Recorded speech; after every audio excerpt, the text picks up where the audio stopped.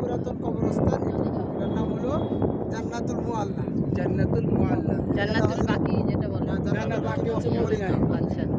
এখানে হযরত খাদিজার কবর আছে, এরপরে আবু তালেবের কবর আছে, এরপরে আমাদের ওই যে উপমহাদেশের অনেক বড় আল্লাহর ওলি হাজী আমদাদুল্লাহ মুহাজির মক্কি, ওনার কবর এখানে আছে। এবং মক্কার অতীতে বড় বড় নেতা ওনাদেরই কি কবর আছে। পরবর্তীতে এখন যারা বড় বড় মারা যায় এদেরকে এখানে দেয়, বাংলাদেশি বা অন্যান্য দেশের হাজী যারা মারা যায় এদেরকে মক্কার দূরে সারায় কবরস্থান আছে, ওখানে কবর দেওয়া হয়। এখানে নতুন করে কেউ যে দৈনিক যে জানাজা করেন এদের কবর এখানে দেওয়া হয় না, করা নাই।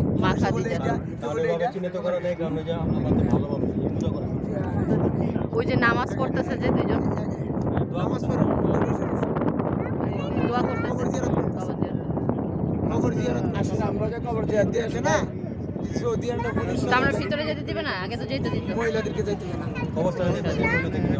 ঠিক আছে না? ধন্যবাদ। মারা গিয়েছে